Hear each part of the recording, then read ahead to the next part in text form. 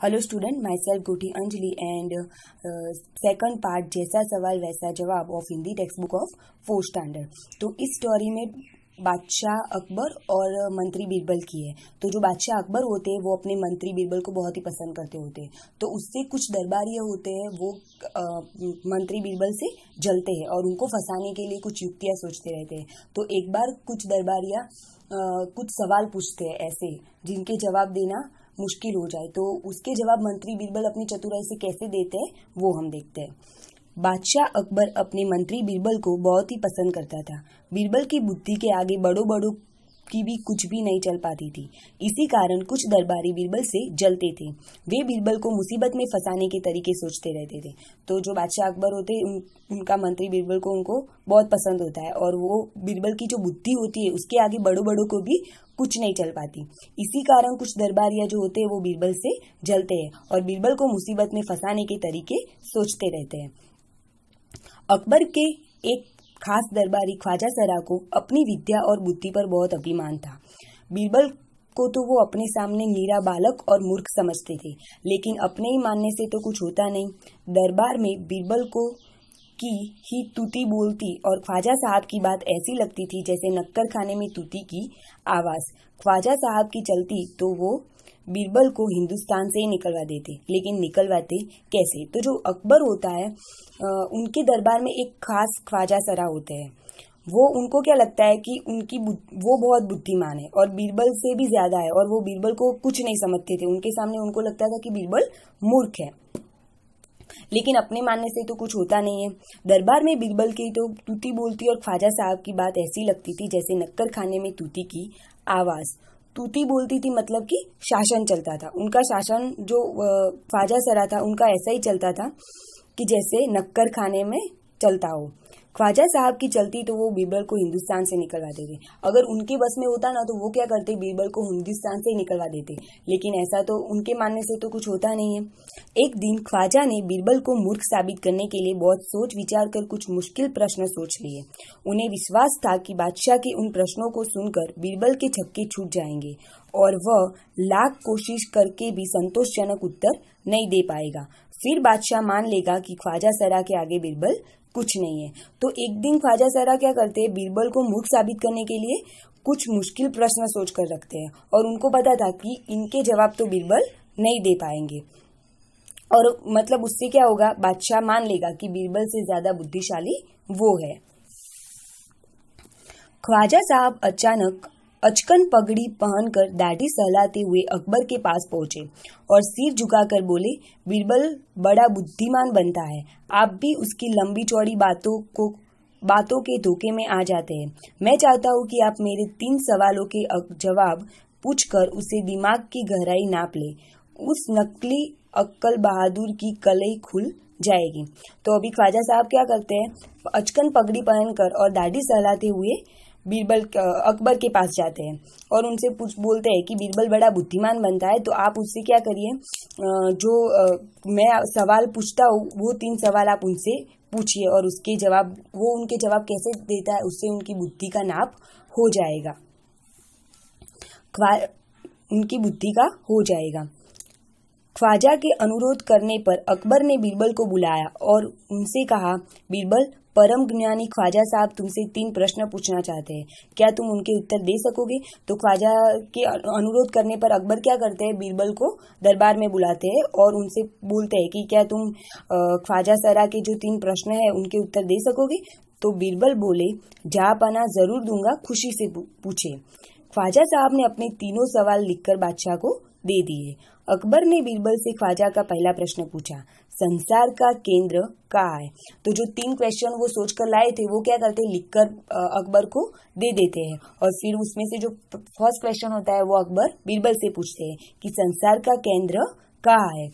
तो बीरबल ने तुरंत जमीन पर अपनी छड़ी गाड़ कर उत्तर दिया, यही स्थान चारों ओर से दुनिया के बीचों बीच पड़ता है। यदि ख्वाजा साहब को विश्वास न हो तो वे फीते से सारी दुनिया को नाप कर दिखा दे कि मेरी बात गलत है। तो बीरबल ने क्या किया, तुरंत ही जो जमीन पर अपनी जो छड़ी वो थी वो गाड़ कर उत्तर दिया कि यही जो जहाँ पे बीरबल खड़े थे वहीं पे उन्होंने अपनी छड़ी रखी और बोलते हैं कि यही है। अगर उनको विश्वास ना हो तो नाप ले।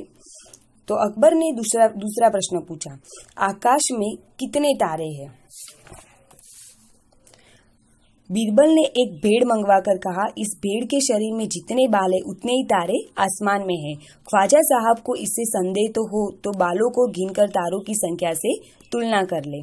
तो फिर दूसरे सवाल क्या पूछते हैं अकबर कि आकाश में कितने तारे हैं? तो बीरबल क्या करता है, एक भेड़ मंगवाता है, उसको वो भेड़ के शरीर पर जितने भी बाल हो उतने आकाश में तारे हैं। और अगर ख्वाजा सरा को मेरे जवाब पर संदेह हो तो वो क्या करे, पहले तारे गिन ले और फिर जो भेड़ के शरीर पे बाल होते हैं वो गिन ले और फिर तुलना कर ले कि इतने हैं कि नहीं, क्योंकि वो तो इम्पॉसिबल है, हम तारे भी नहीं गिन सकते और जो भेड़ के शरीर पर बाल होते हैं वो भी नहीं गिन सकते।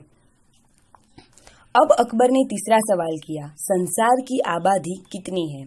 बीरबल ने कहा, जहांपना संसार की आबादी पल पल पर घटती बढ़ती रहती है, क्योंकि हर पल लोगों को मरना जीना लगा ही रहता है।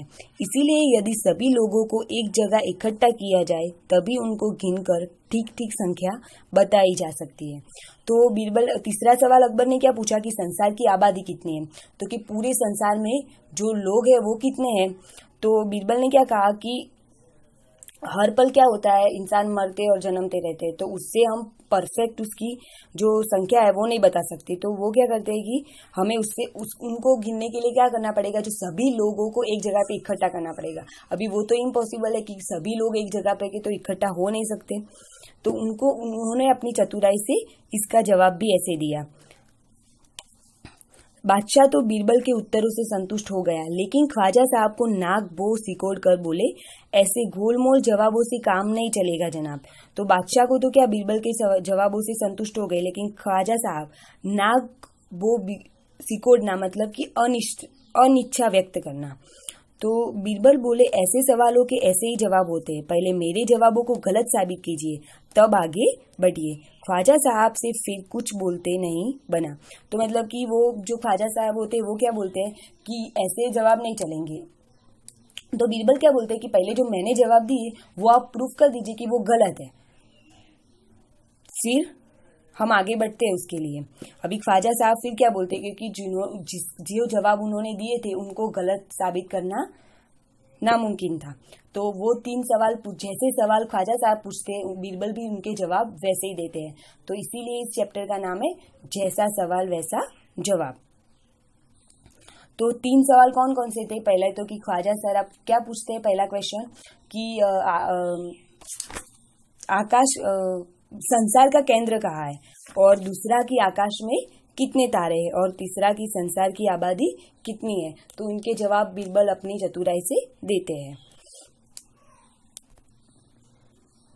अब हम इस पाठ के शब्दार्थ देखते हैं। जलते थे मतलब ईर्ष्या करते थे।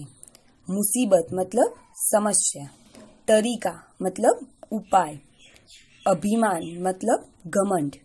तूती बोलती थी मतलब कि शासन चलता था। छक्के छूटना, हिम्मत हार जाना। कलई खुलना, भेद का पता चलना। अनुरोध, आग्रह। नाक मुंह सिकोड़ना।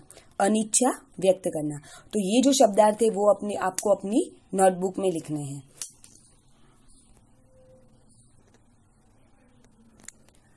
अब तुम्हारी बात। पहला क्वेश्चन, ख्वाजा सरा की तीनों सवालों का क्या कोई और जवाब हो सकता है?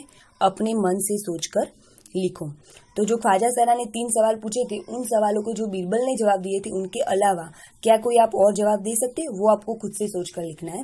तो वो हम देख लेते हैं एक बार। ख्वाजा सरा के तीनों सवालों का क्या कोई और जवाब हो सकता है? अपने मन से सोचकर लिखो। यहाँ पे लिखा हुआ है, लेकिन आप अगर अपने मन से कोई और भी जवाब लिखना चाहो तो लिख सकते हो। पहला क्वेश्चन, ख्वाजा सरा का पहला सवाल था संसार का केंद्र कहाँ है? तो इसका दूसरा जवाब क्या हो सकता है? आप जिस स्थान पर खड़े हो वही संसार का केंद्र है। हम ये भी कह सकते हैं कि हम जहाँ खड़े वहीं पे संसार का केंद्र है। उनका दूसरा सवाल था आकाश में कितने तारे हैं? इसका दूसरा जवाब हो सकता है आकाश में उतने ही तारे हैं जितने आपके सिर में बाल है, क्योंकि हमारे सिर पे जितने बाल हो सकते हैं वो भी हम नहीं गिन सकते और तारे भी नहीं गिन सकते। तो इसका जवाब ये भी हो सकता है। उनका तीसरा सवाल था संसार की आबादी कितनी है? इसका दूसरा जवाब हो सकता है, ख्वाजा साहब पहले संसार के सभी लोगों को इकट्ठा करें, फिर हम गिनकर आबादी बता देंगे। क्योंकि उनको इकट्ठा करना तो इम्पॉसिबल है, तो वो भी एक आंसर हो सकता है। दूसरा क्वेश्चन, अगर तुम ख्वाजा सरा की जगह पर होते तो बीरबल को हराने के लिए कौन कौन से सवाल पूछते? तो अगर आप होते ख्वाजा सरा की जगह पे तो कौन कौन से प्रश्न बीरबल से पूछते? तो वो भी हम देखते हैं। अगर मैं ख्वाजा सरा की जगह पर होता तो बीरबल को हराने के लिए पूछता कि कुत्ते की दुम सीधी क्यों नहीं होती। यहाँ पे एक सवाल दिया हुआ है, लेकिन अगर आप कोई दूसरा भी सवाल लिख सकते हो। ख्वाजा सरा का बस चलता तो वे बीरबल को हिंदुस्तान से निकाल देते। अगर तुम्हारा बस चले तो तुम कौन कौन सी इच्छाएं पूरी करना चाहोगे? तो आपको क्या करना है, अपनी इच्छाएं खुद से लिखनी है कि आप क्या, अगर आपके बस में हो तो आप कौन कौन सी इच्छाएं पूरी करना चाहोगे, ये आपको खुद से लिखना है। और ये भी जो सारे क्वेश्चन का आंसर है वो आपको अपनी नोटबुक में लिखने हैं। नाउ बस, नीचे लिखे वाक्य पढ़ो। मैं बस में बैठकर स्कूल जाती हूँ। ख्वाजा सरा का बस चलता तो वे बीरबल को निकाल देते। बस अब रुक जाओ। बस 2 दिन की तो बात है, मैं आ जाऊंगी। तो ऊपर लिखे वाक्यों में बस शब्द के अर्थ अलग अलग है। अब इसी तरह चल शब्द से वाक्य बनाओ। तो यहाँ पे क्या है, सभी जगह पे बस बस बस यूज होता है, लेकिन उसका मीनिंग सभी सेंटेंस में अलग अलग है। पहले में क्या है, मैं बस में बैठकर स्कूल जाती हूँ। तो बस एक क्या है, एक व्हीकल है जिसमें हम बैठकर कहीं भी जा सकते हैं। ख्वाजा सरा का बस चलता तो वे बीरबल को निकाल देते, मतलब कि उनके बस में होता, अगर उनके हाथ में होता तो वो क्या करते, बीरबल को निकाल देते। बस अब रुक जाओ, इसका मतलब है कि बस मतलब स्टॉप। बस 2 दिन की तो बात है, मैं आ जाऊंगी, इसका मतलब कि बस अभी 2 ही दिन की बात है। तो इस सब में क्या है, बस का मीनिंग अलग अलग है। इसी तरह हमें अभी क्या, चल शब्द से अलग अलग वाक्य बनाने। यहाँ पे कौन कौन से बनाने वो दिए, एक चल से, एक चल, चला, चले, चलना, चलती और चलो। तो इसी से हम एक एक इसके सेंटेंस बनाएंगे। तो फर्स्ट क्या था, चल। तो इससे एक सेंटेंस हम बना सकते हैं, तू मेरे साथ चल। इसकी जगह आप अगर कोई अपनी तरह से बनाना चाहो तो भी बना सकते हो। लो वह तो चला, क्या तुम्हें मेरे साथ चलना है? तुम मेरे साथ चलो, आज तो मैं चल चल कर थक गया हूँ। अच्छा अब हम चले, चलती ट्रेन से नहीं उतरना चाहिए। तो इसमें जो भी हमें चल से वाक्य बनाने थे वो सारे बनाए हुए आपको इसी तरह से बनाने, और आप कोई और बनाना भी चाहो तो बना सकते हो। बर्थडे कहानी। एक दिन अकबर ने बीरबल से पूछा, बीरबल दुनिया में सबसे अधिक शक्तिशाली कौन है? बीरबल ने क्या कहा होगा, कहानी आगे बढ़ाओ। तो मतलब कि अकबर ने एक बार कौन सा सवाल पूछा कि बीरबल की दुनिया में सबसे शक्तिशाली कौन है? तो बीरबल उनका आंसर कैसे देते हैं वो आपको सोचकर लिखना है। तो आप वो खुद से भी बनाकर लिखना है। नाउ खोजो कहानियां। बीरबल की चतुराई के किस्से बहुत मशहूर हैं। तुम भी तो बीरबल का ऐसा ही एक किस्सा ढूंढो जिसमें वह अपने जवाबों से सबका मुंह बंद कर देता है। बीरबल की तरह बहुत से अन्य व्यक्तियों की हाजिर जवाबी के किस्से प्रसिद्ध है, उनके नाम पता करो। तो मतलब क्या करना है आपको, ऐसी बीरबल की बहुत सारी कहानियां हैं, उसमें से कोई स्टोरी आपको लिखनी है। और बीरबल के जैसे ऐसे कई लोग हैं जिनकी हाजिर जवाबी की किस्से बहुत मशहूर हो। तो ऐसे कौन कौन से नाम है वो भी आपको ढूंढना है।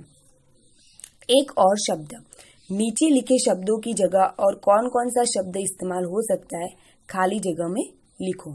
तो पहला है बुद्धिमान। तो बुद्धिमान का क्या आएगा, अक्लमंद। अभिमान तो घमंड। संसार को और हम क्या बोल सकते हैं, दुनिया। मूर्ख, बेवकूफ। विश्वास, भरोसा, कोशिश, प्रयत्न।